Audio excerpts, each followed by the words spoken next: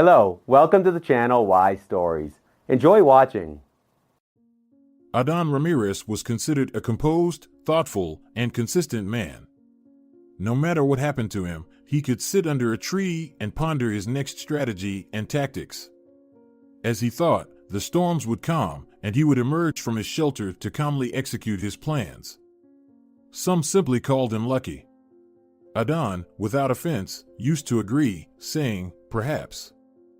In his youth, he used to hustle and bustle and almost justified himself, recounting how he started his business with 2 stalls and the hardships he endured. But who cared? Why did no one destroy him? He didn't know it himself. He simply lived by the saying, "Do what's right, come what may." He didn't even divorce his first wife and didn't trade her for a younger model. He raised 2 children. His son, David, brought him joy. He graduated from law school and became a valuable assistant and later a full-fledged partner in his father's wholesale business. It was as if everything was being created for him even before his birth. Adán wished for a son-in-law like that, but more down-to-earth, someone who could easily relate to people on the ground. David, after all, was more of a strategist. He couldn't control linear processes, it wasn't his thing.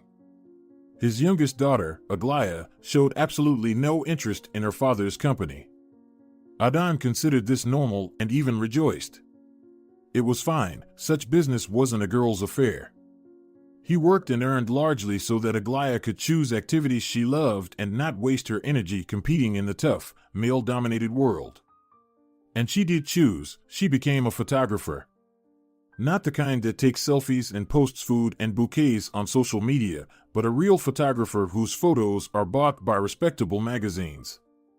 She even won prizes at 2 international exhibitions and took photos with a film camera like in the old days. They say it was up to date. Adán wasn't particularly strong in the arts, but Aglaya indeed produced magnificent shots. Her father bought her a small studio. Let her work with joy. She didn't have many clients yet, and there probably wouldn't be many. But was that the most important thing?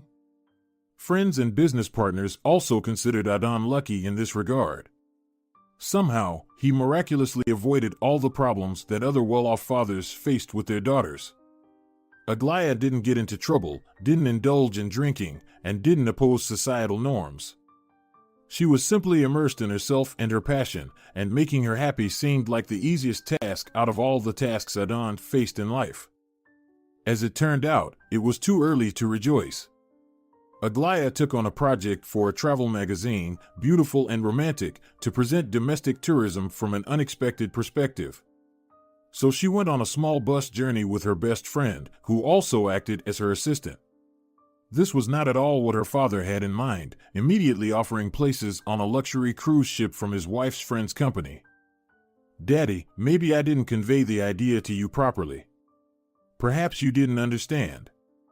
The client doesn't need advertising for a luxury cruise. There's so much of it already. The client needs a fresh perspective from within on these places, without glamour, thoughtfully. I'm not a professional, of course, but I want to try. Maybe they chose me for a reason." And off she went. This work trip took a month instead of 2 weeks. Aglaya returned sun-kissed, happy, and glowing from within. Linda, Adán's wife, handed him a fan of printed photographs. "Look, the photos are so bright and warm. It's just a village by the river. The landscapes, the people, it all is so captivating. Aglaya's got talent." Not even 2 months passed before the young lady disappeared again and came home with a new series of exhibition photos. During a family dinner, David noticed, "Aglaya, the temperate zone seems to affect you like the Maldives affects others. You look stunning. You're some kind of phenomenon." "No, I just met enough people there who are genuinely happy, and it's true," Aglaya assured. Very soon, the most ordinary truth emerged. Aglaya started a romance in a picturesque village with a local. "What do you want, Adán?" Linda, his wife and the mother of his children, persuaded him with a pleasant, quiet voice. No one knew better than Linda what lay behind her husband's seemingly prudent calmness. Aglaia has been spoiled by your comfort.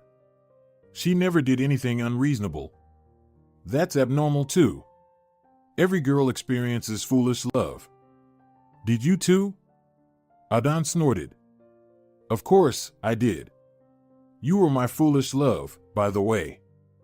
Back when you used to bring liqueurs of wild tropical flowers as gifts to my stern father, it just took some time, and circumstances turned you into my wise love. Aglaia will get over it and move on from this infatuation. It's just a desire for romance. You're grounded, while she's a creative soul. She needs to experience intense emotions. I'm surprised we've managed to avoid the problem of unsuitable suitors all these years while she was growing up.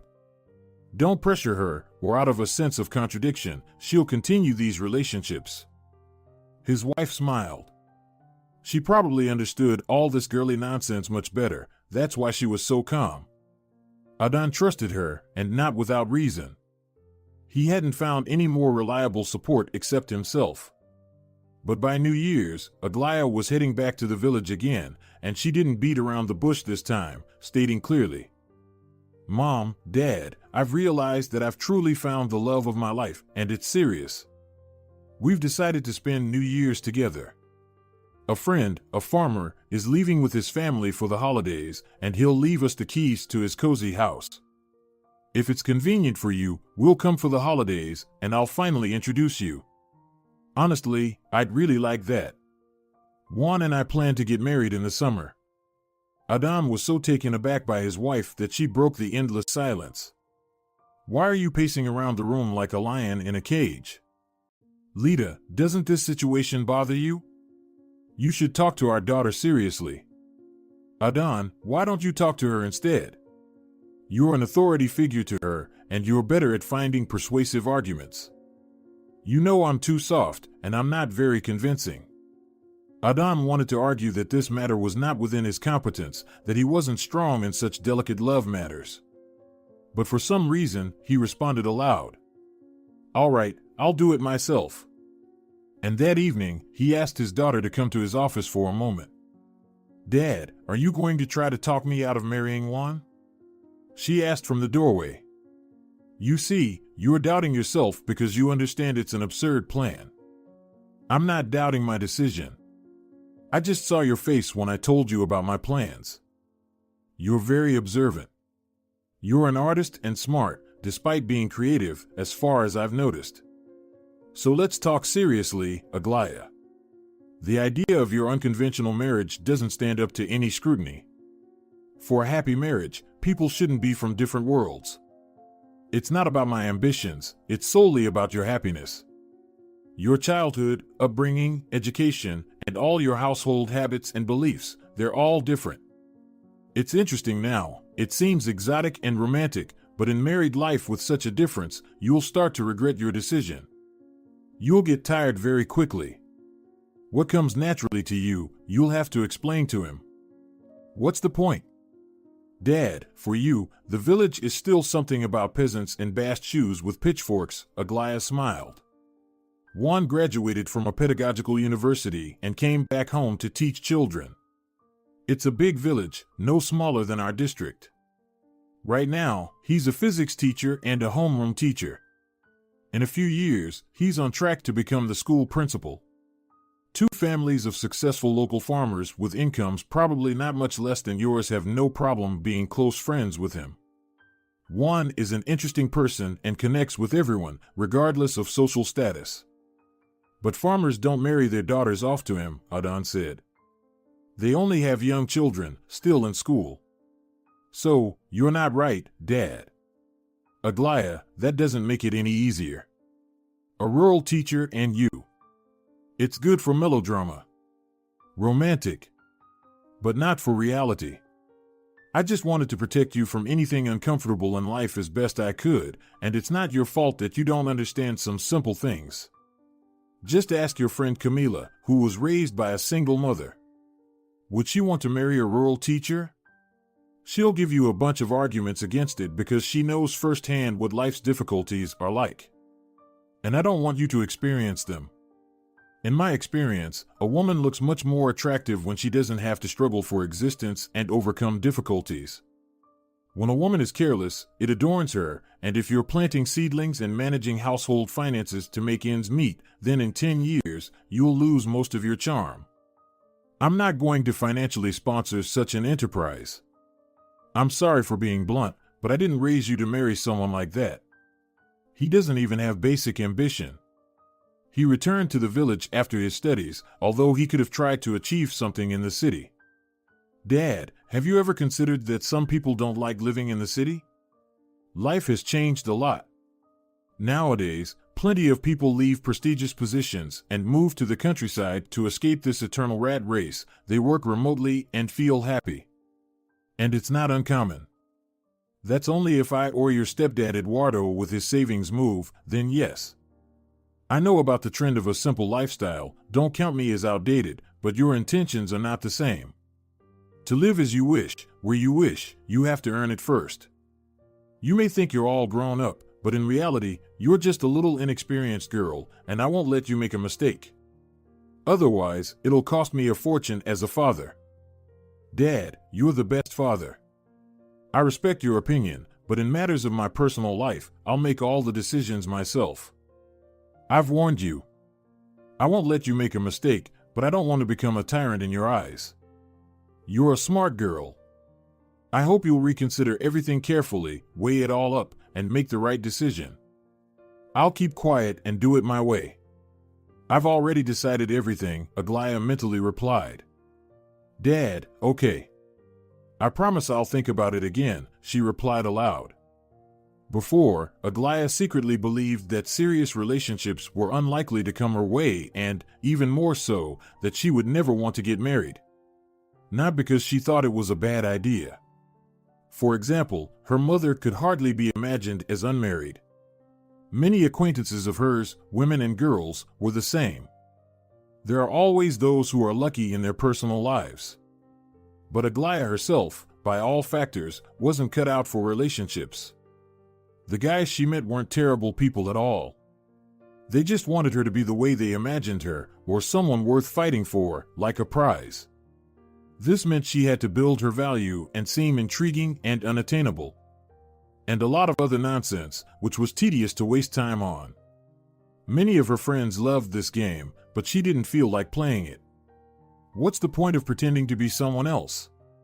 And if one wants to get someone seriously, pretending to be some mysterious airhead is just stupid because one won't act like an actress from a burnt-out theater their whole life. You're just lazy, Aglaia. You don't want to work on relationships, her friends would say. And they were right. Aglaia just shrugged and disappeared into space as soon as she found out that guys needed to be attracted to some sort of game. There were so many more interesting things in life. I envy you, honestly, her best friend Camila confessed. You're fantastically self-confident. You seriously believe that you're interesting just the way you are. And it's true. Most girls doubt their worth, and you don't. Do you doubt it? Aglaia asked slyly, looking at her bright, spectacular friend expectantly. I have many insecurities, Camila announced, tapping her nails on the table. I'm just trying to hide it behind an extravagant image. But it doesn't work. I'm a shy, awkward girl from the outskirts who got lucky to become the trusted confidant of a wealthy friend. But you have an amazing sense of humor and self-irony. And you have the kindest heart and the richest imagination. But it's true, I haven't seen anyone suitable for you among our acquaintances yet, but if I do, I'll let you know right away so you don't miss out. Camila was always by Aglaia's side when it came to new projects. The practical friend willingly took on the administrative side of any idea. Self-absorbed Aglaia didn't want to take money from her father. At most, she took the bare minimum if she couldn't avoid it, and she was very worried that she couldn't manage everything completely independently yet. Camila knew how to save brilliantly, budget, and was generally friendly with money. But if I had a loving, well-off dad, I wouldn't hesitate to appoint him as the main sponsor of the photo empire, the friend joked, as tradition dictated already. You might think so, Aglaia objected. But if my dad fully sponsored my projects, I'd feel like a little girl playing with daddy's toys. Those would be toy projects. Anything for the quiet life of a child. I want to achieve everything on my own. Not out of stubbornness or principle. It's just more interesting and pleasant for me.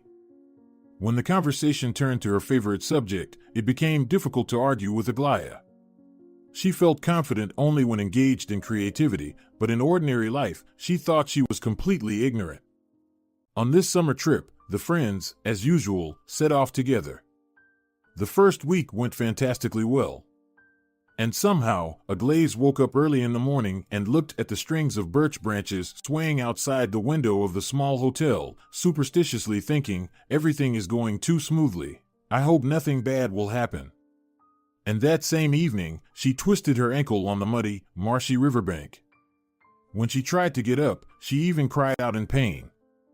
The only consolation was that her faithful Canon camera was unharmed. Her beloved old camera understood perfectly what was required of it. But leaning on her leg on the uneven shore was unbearably painful. Camila shook her head angrily.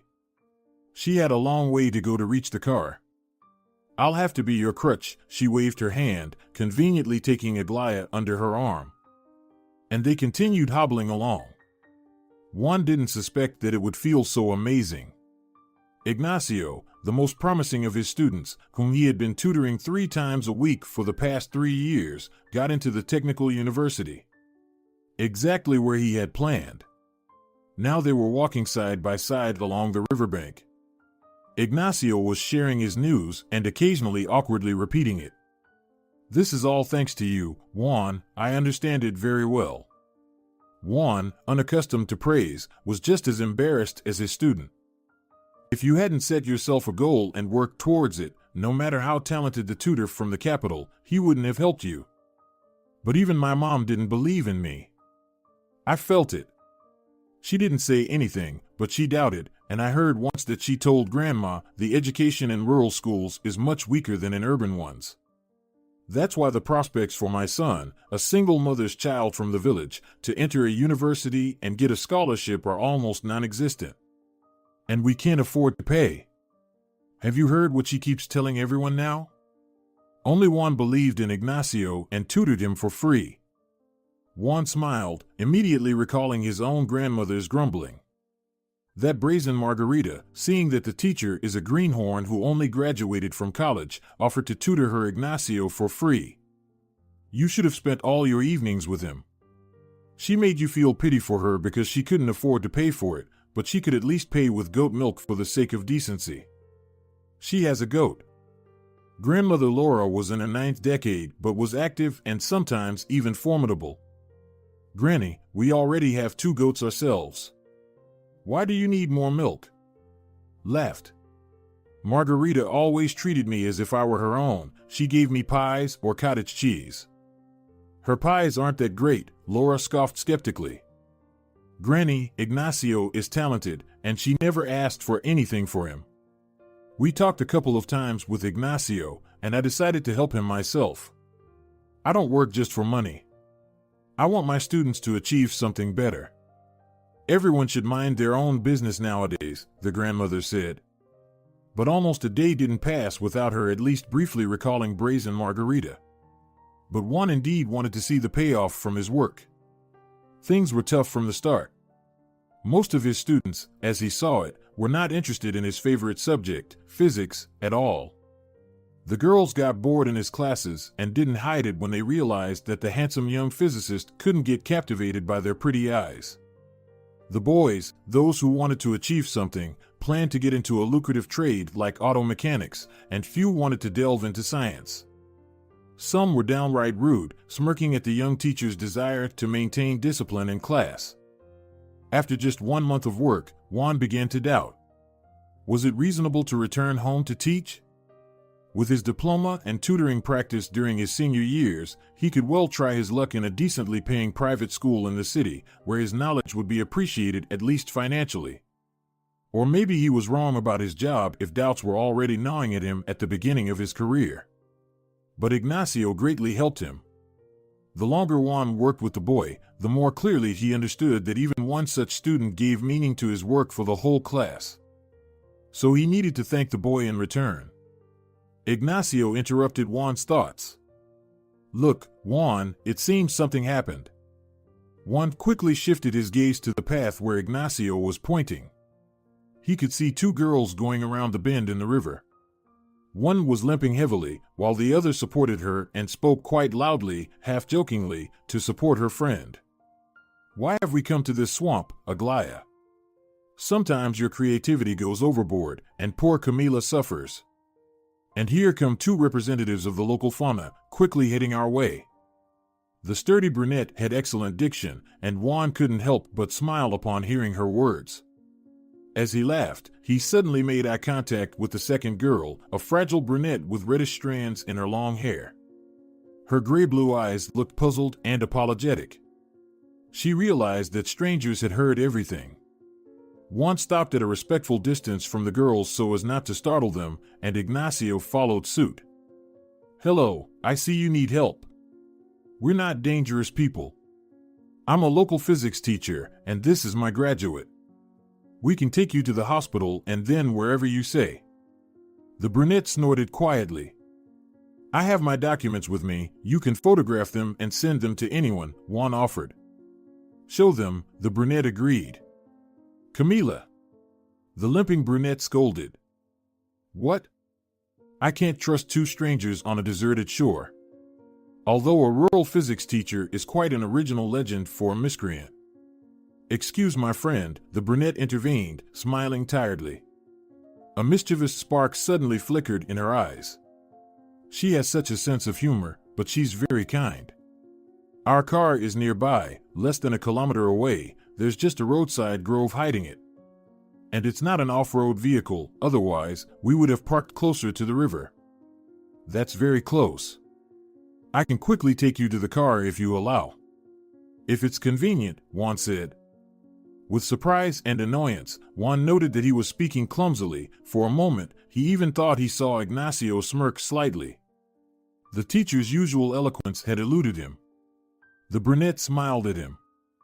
"We let you do it. It's okay," she declared. "I'm completely exhausted. I'm not competent at caring for the wounded." The graceful brunette lightly touched his sleeve with her hand and instantly dispelled all of Juan's confusion with a single gesture. "I'll be very grateful to you for your help." Juan easily lifted her into his arms and carried her. Her friend walked ahead, while Ignacio brought up the rear along the narrow path. At first, they walked in silence, and Juan found it comfortable to walk that way. For some reason, he was sure that the girl felt calm and comfortable too. Unexpectedly, Ignacio was the first to break the silence. "By the way, my name is Ignacio, and this is Juan." "I'm Aglaya," the girl in Juan's arms said briefly and amiably, "and this is my friend Camila." Camila needed to think aloud about important matters and trivialities alike, so among her close friends were only those who knew how to listen. When she was reassured at the hospital that her friend didn't have a leg fracture, just a dislocation, she let out a loud sigh and immediately transitioned to more pleasant topics right in the hospital corridor. After all, she had sent their new acquaintances to the store for refreshing drinks to share her thoughts with her friend. "Aglaya, your knight is quite handsome."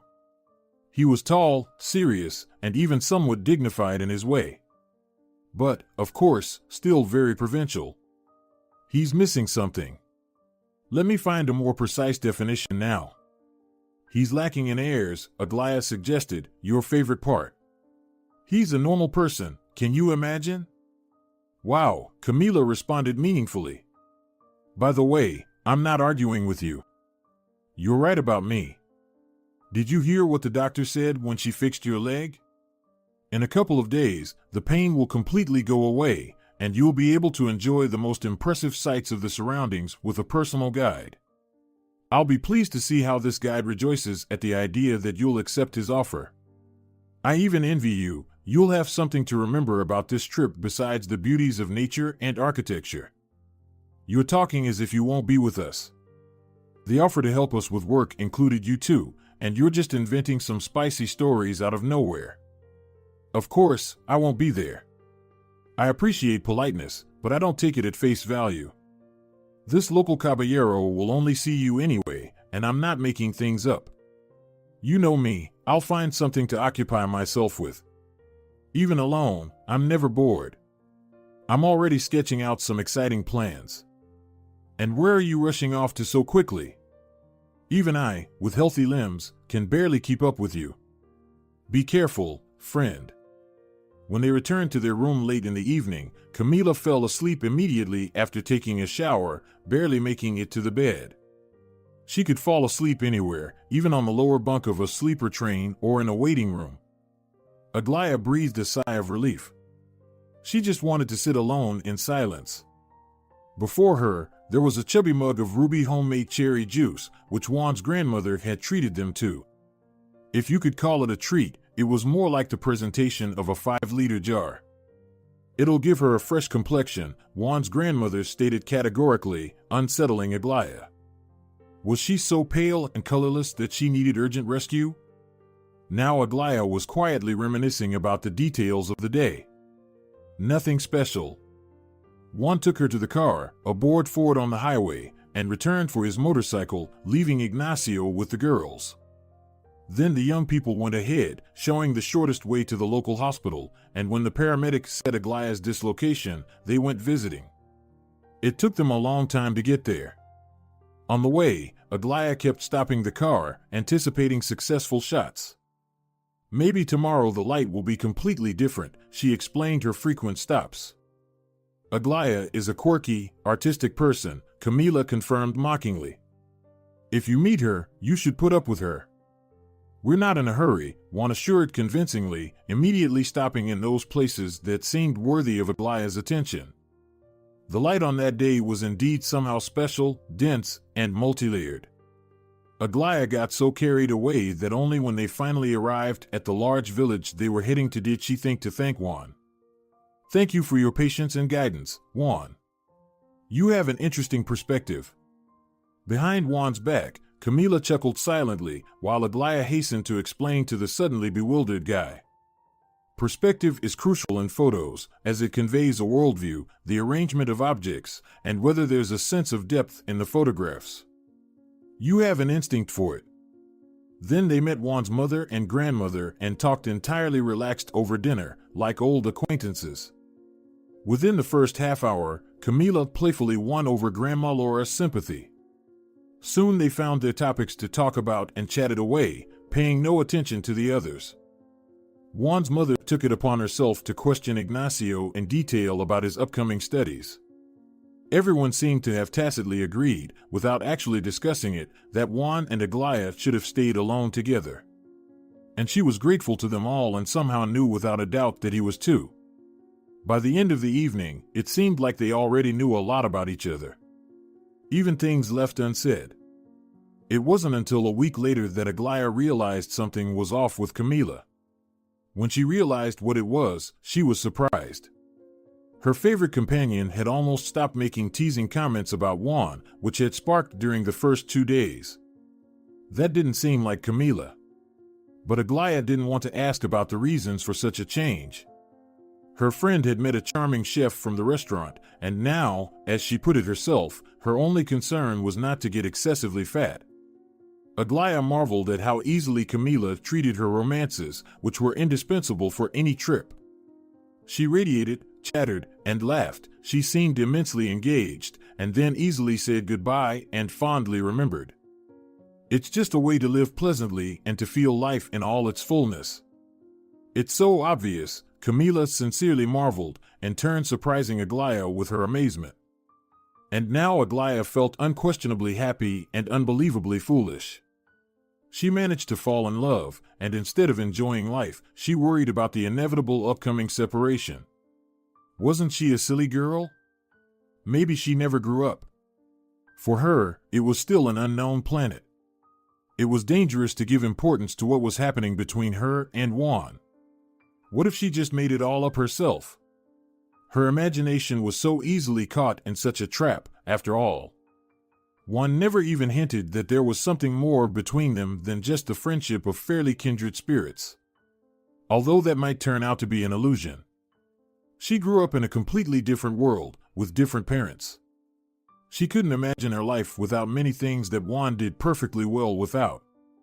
He even spent his vacations at home and didn't consider it wasted time. He even helped with repairs at school during his vacation.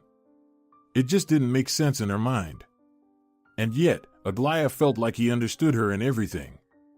His sweet, somewhat taciturn mother, Eleonora Garrido, was nothing like the rural aunts depicted in movies and cheap novels. She looked at Aglaya and her son with sadness in her eyes and also remained silent, although she had figured out exactly what had happened. And for some reason, under her gaze, Aglaya felt awkward, as if she had done something wrong. It was silly, but true. Increasingly, under various pretexts, Aglaya refused to visit Juan's home after spending the day or evening with him. And the photos from that trip, when Aglaya scrutinized them critically, also talked about her secret. The client was completely satisfied with the materials she sent and praised her. This is the kind of romance that will captivate a tired city manager just starting to consider a river cruise destination. Juan's vacation was coming to an end, which was very timely. It was long overdue for Aglaya to return home. A couple of corporate clients and the organizer of a trendy autumn photo exhibition had already called her. Imagine, I was already worried that I couldn't get anything done. It's not a job, it's a hobby for daddy's girl. And suddenly everything seemed to start moving forward, she confided in Juan. You will succeed, because this is all yours, and the clients understand that immediately, he asserted with his usual directness, at which Camila used to chuckle. Aglaya was at a loss. She was leaving soon, and he was acting as if he was happy that she would have something to do. Yes, she was just a friend to him. On the day of her departure, as she walked out of the hotel's palisade to the car, Aglaya noticed Juan from a distance. He was unmistakable on a motorcycle with a huge bouquet of bright flowers. He stripped Grandma's garden bare, Camila commented contentedly. My friend Laura will give him a good scolding, despite his age and his teaching status. You can't call that bouquet refined. Your guy is quite the Mowgli. I have rough tastes, that's all, Aglaya replied, shrugging with mischievous nonchalance, and stepped into the middle of the narrow street, where the motorcyclist was approaching. She had to go home. Maybe that was good. Everything at home would become so simple and ordinary. As it should have been, to see more clearly what to think and do next. The parting she had feared so much suddenly turned into calm and complete joy for Aglaya. How could she have doubted that her love was mutual? Come in September to shoot for the autumn exhibition. Please. I'll be waiting for you, Juan blurted out in one breath as she was already closing the car door, leaving only a strip of airspace between them because of the half-open side window. Aglaya understood without a doubt, he just didn't dare say more because he doubted its necessity. I promise. I'll text you in advance when to expect me. Will you be busy with work? I won't take on any extra sessions in September, Juan replied. But I'll always make time for you, no matter what. Feel free to text me whenever you feel like it. I will, Aglaya assured him. So it's settled, we'll keep in touch. And she reached out her hand to him. And for a while, he just held it in his palms. Aglaya was going home daydreaming, while Camila was animated and openly pleased with life. She opened her travel bag and pulled out neatly packed, pyramid-shaped food containers. Do you feel those divine gastronomic aromas in our car, Aglaya? We've got the most tender julienne and ham here. Let me ask you straight, did I gain much weight this month? You look wonderful. And you're getting on my nerves with your worn-out record about getting fat, Aglaya laughed. I'm more concerned about the guests at your Estefanio restaurant. He was so sad to part with you that he might mess up a few dishes because of you. Don't badmouth a professional, Camila declared firmly. Estefanio is resilient. And I'm not sure, but I might change my principles and support these delicious relationships for me. I understand that my best friend was stunned. Listen, Aglaya, while traffic is calm here, can I bother you with some questions? Notice that I restrained myself during our magical business trip. How's your Mowgli? Camila, please don't call on like that. It's like you're not my best friend, but there's some office gossip. And, sorry, but honestly, Juan is much more educated than most of your boyfriends I've seen in the past couple of years. Well, okay. I didn't aim to match them by intellect. Aglaia, is everything so romantic that we can't even laugh it over without ruining your romantic mood? Camila, if you're curious to know what happened, I'll tell you honestly, nothing. Camel was a bit taken aback and fell silent, throwing off her usual demeanor, which was completely unlike her. But once she regained her composure, she said, "If I didn't know you so well, I wouldn't believe it. From the outside, it looks like everything between you two was just perfect, but in that case, I'm not even going to refrain from my words. Your physics teacher is just Mowgli." Adan decisively declined the invitation to the pre-New Year corporate event of a business partner and didn't even lie, citing the reason, unresolved matters requiring urgent personal intervention. Most women of all ages, as far as he knew, believed in this omen: one will spend the year with people whom they have spent the new year with. If Aglaia's plans for New Year's, which she had drawn up for herself, collapsed because of her rural beau, it would be much easier for her to forget about him. She would mope a little, be melancholic, shed some tears, and post some profound philosophical statuses on social media. Nothing new or scary, no one had died from it yet. Everyone recalls it later with irony and tells their daughters and granddaughters about it. Aglaia still had many happy and successful New Years ahead of her. She was still young anyway. She resembled him. She was her father's daughter. She put on an indifferent face and promised to think about it, but she had already made up her mind. However, it was difficult to blame the guy, as Adan could guess. He was enterprising and sensed how she should have behaved with his daughter to quickly achieve an effective result. Adan found it hard to judge him. It's the squeaky wheel that gets the grease, as one of his old friends used to say. He thought, go for it, buddy, just not at the expense of my daughter. I'm ready to help you a bit myself, just don't ruin her future.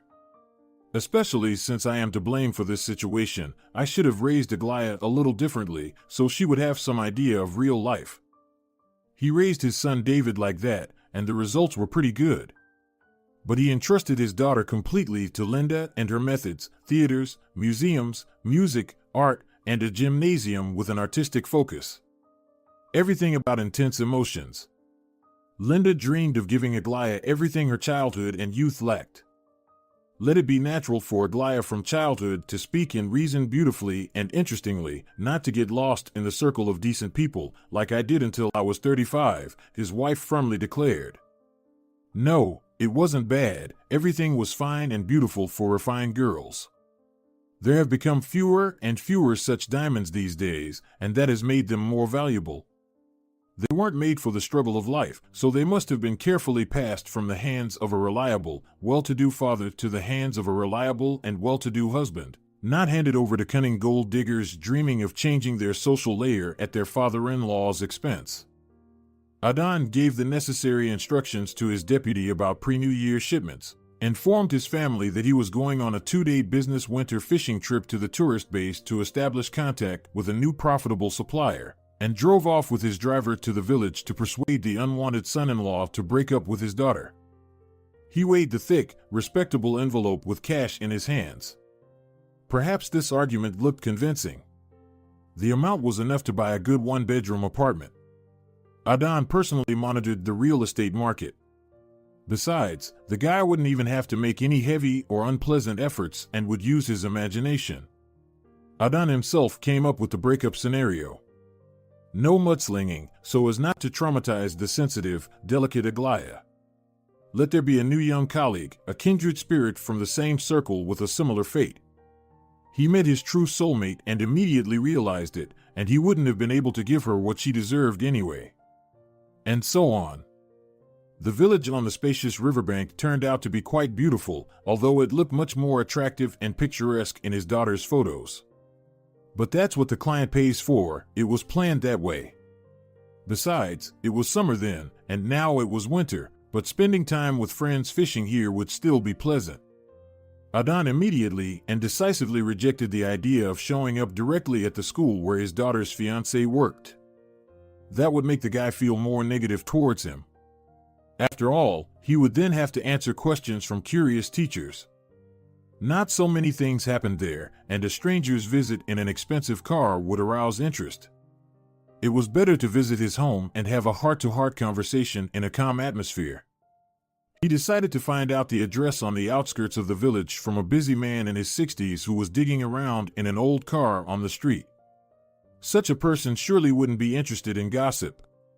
"Excuse me, could you tell me how to find the house of the local physics teacher? Do you need Juan Garrido?"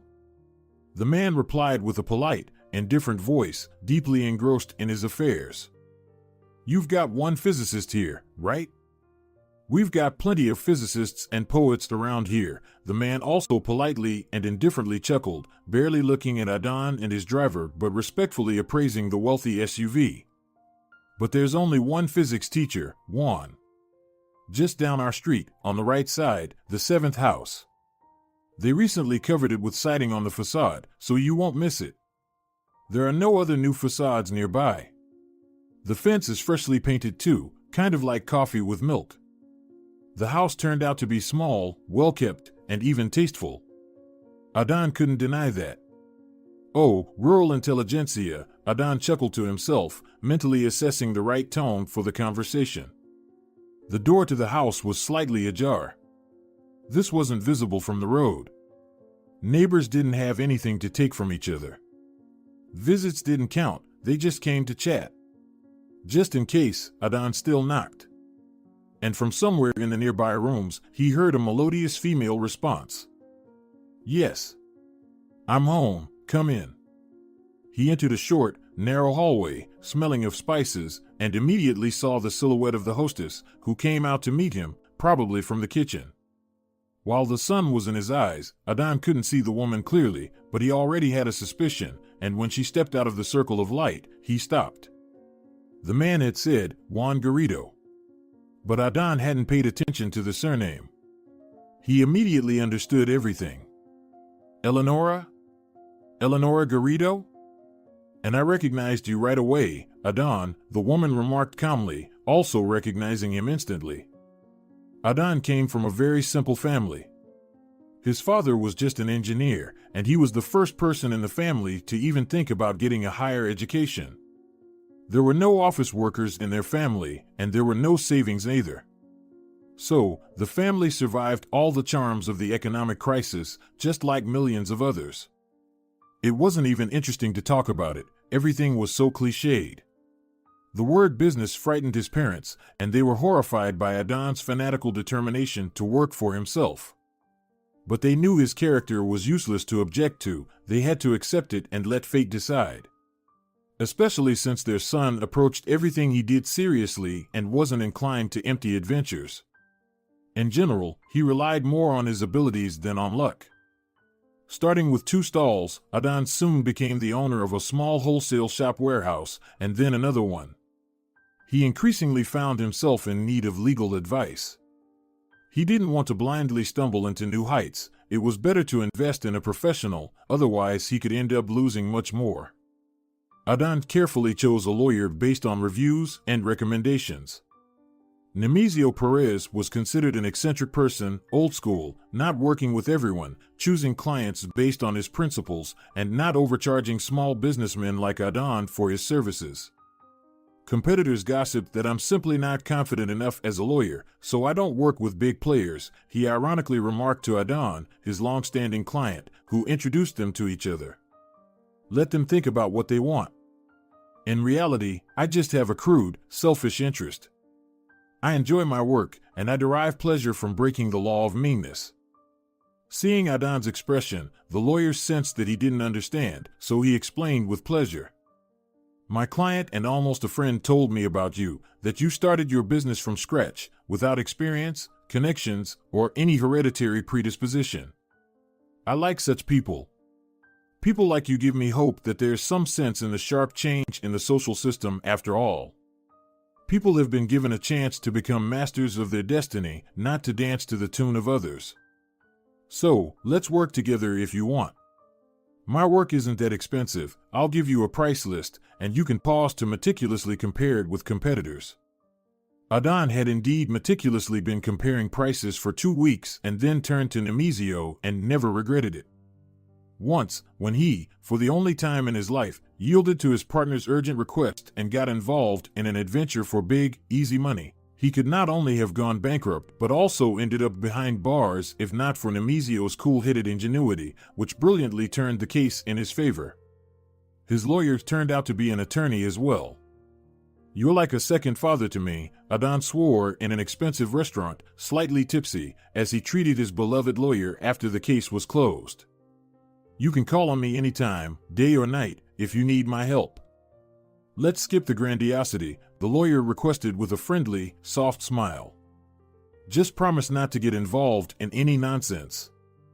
And Adon, indeed, never got involved in any nonsense again. He quickly learned from his mistakes and was cautious and calculating. Especially since his little son David was growing up, Linda asked him to always remember, first and foremost, about their son when making decisions. As for Nemesio, who had turned 50, he had a young wife, Eleonora, the same age as Adon. She was not a second or third wife that a man left for, but the first and only one. Nemesio just didn't get married for a long time. It hadn't been a priority. When Adon heard about this couple, he imagined everything completely differently than it turned out in reality. However, he was not alone. Almost everyone made mistakes until they got to know the lawyer's family better. Eleonora came from a village, from the depths of the Central Strip somewhere. She came to study at a medical college. Of course, she didn't get in on the first try. The program at the village school was weak. It was naive to hope without having truly outstanding abilities. But she didn't want to go back home, so Eleonora applied to the medical college. But studying was one thing, and she needed something to live on. The money her mother could help Eleonora with was meager, and it was embarrassing to take it from her mother, who could barely make ends meet. So, the girl got a job as an evening caretaker, looking after and caring for an old, capricious lady in her 90s. The salary offered was surprisingly good, but the lady's grandson warned Eleonora right away. "Our grandma is capricious, with serious mood swings. Just so you're prepared, you might not be able to handle it. She's already kicked out 5 caretakers.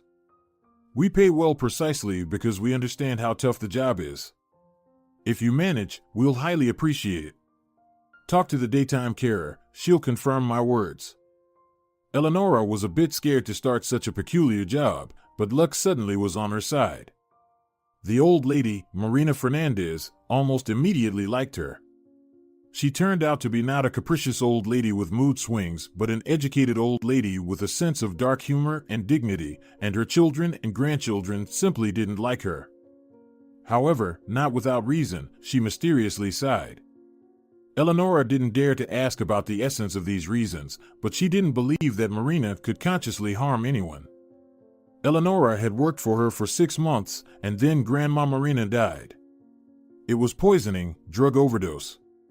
The examination showed that the drug was administered by injection, and the old woman couldn't have done it to herself, not least because there were no such drugs in the house. The daytime carer was lucky, she was on vacation. Eleonora was accused of Marina's death. The girl seriously thought about leaving this world as soon as a suitable opportunity presented itself. She faced a serious sentence, and there was no chance of salvation. Marina's family was wealthy and influential, and Eleonora's life was worthless. But soon someone came to visit her in prison whom she had only seen in movies before. Her friend Lorenza, the most active and cheerful girl in medical college, searched and found someone willing to defend Eleonora through her numerous acquaintances. That someone turned out to be Nemesio. All those involved in the investigation soon felt uncomfortable under his piercing gaze. With the help of independent expertise, he managed to prove that Eleonora couldn't have been guilty of Marina's death. The injection, based on the characteristics of the drug and the time of death, could only have been administered when Eleonora was taking an exam at a medical college, and there were plenty of witnesses to that event, as well as a mark in her grade book. If it weren't for Nemesio, no one would have dug so deep for some rural girl. They talked about it in the corridors. Eleonora was released with joy. Everyone was already tired of her lawyer. And 6 months later, Eleonora and Nemesio got married. When Adon learned this fascinating story, everything seemed clear to him. The girl got lucky. Fate got her a golden ticket. Would you refuse such a marriage if you're the daughter of a rural single mother with the prospect, at best, of becoming a nurse in a clinic, even after many trials and tribulations?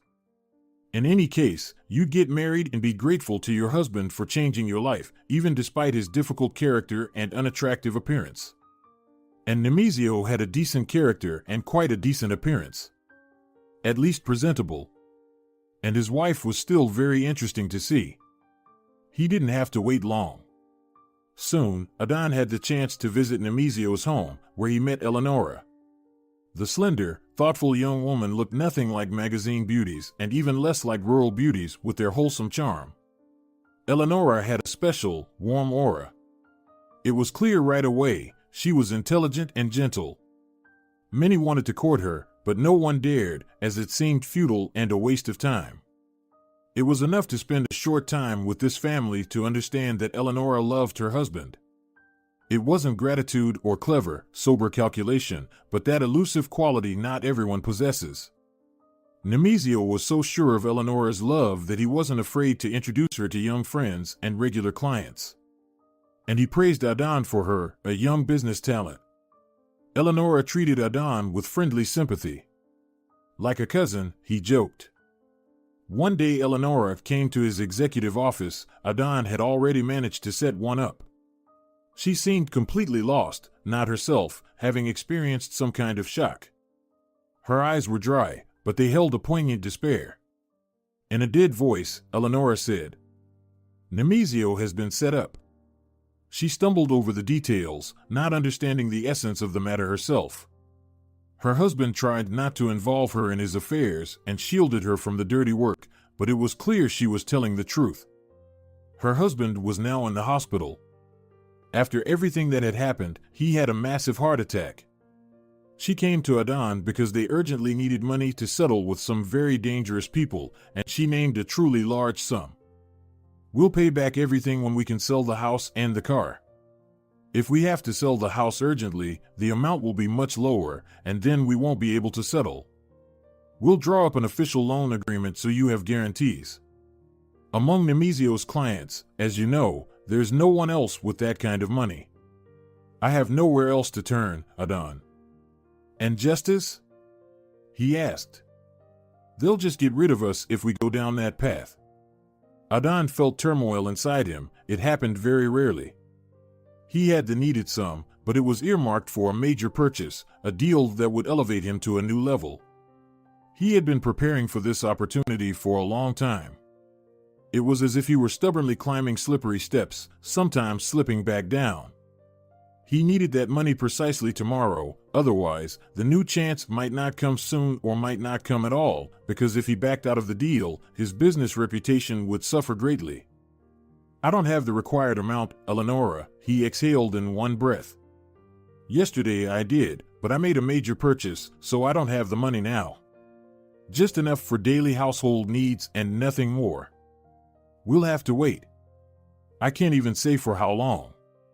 If you manage to get some more elsewhere or take out a loan against your assets, I'll help pay it off later." "I understand," Eleonora said abruptly. "I shouldn't have come. Even relatives can't help in such matters. I'm sorry. Please forgive me." She rose abruptly from her chair and headed towards the exit of the office, as if blind. And Adon didn't stop her. He seemed to be numb, and even the air around him felt thick. At the door, Eleonora turned around and said, "If you are interested, Nemesio is in Central Hospital." "I'll visit," Adon awkwardly reassured her for some reason. He didn't go home that evening. He spent the whole night drinking alone in the office. In the morning, he went to the bathhouse to sober up, still alone.